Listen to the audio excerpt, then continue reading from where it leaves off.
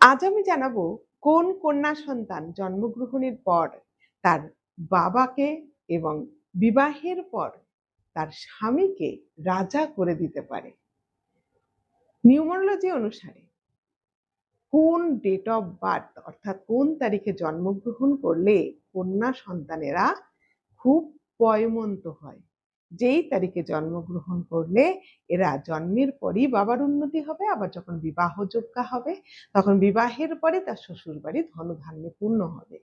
প্রথম সংখ্যা হচ্ছে 12। যে কোনো তারিখের, যে কোনো মাসের 12 তারিখ জন্মগ্রহণ করলে, কারণ 1 এবং 2 সূর্য চন্দ্র মিলিতভাবে 3 মানে বৃহস্পতি, সূর্য চন্দ্র বৃহস্পতি এটা একটা ধনলক্ষ্মীর রাজযোগ তৈরি করছে। এর ফলে এই সন্তান জন্মের পরই পিতার আর্থিক উন্নতি হবে এবং বিবাহের পরে স্বামীর আর্থিক উন্নতি হতে বাধ্য। দ্বিতীয় নম্বরটি হচ্ছে 14 অর্থাৎ 1 সূর্য 4 রাহু মিলিতভাবে তৈরি হচ্ছে 5, যেটা বুধের ব্যালেন্স তৈরি করে দেবে, আর্থিক ব্যালেন্স।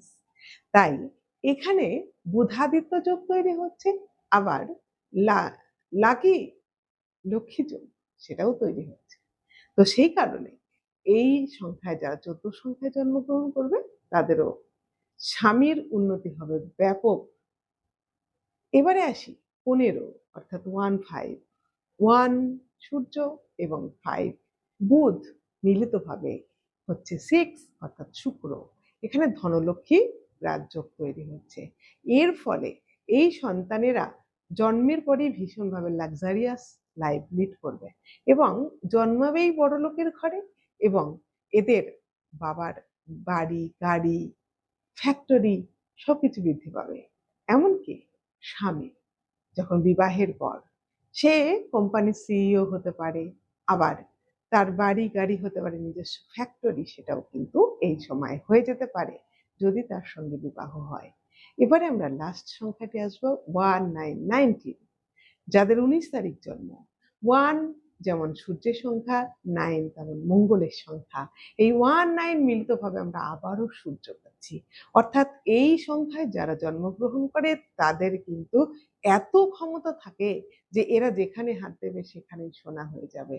তাই জন্মের পর যদি বাবা ভিখারিও থাকে সে কিন্তু এই জন্মের পর রাজার মতো হয়ে যাবে। আবার এর যখন বিবাহ হবে, বিবাহের পর কিন্তু স্বামী সে কিন্তু বিশাল নামী মানুষ হয়ে যাবে। সকলে ভালো থাকুন।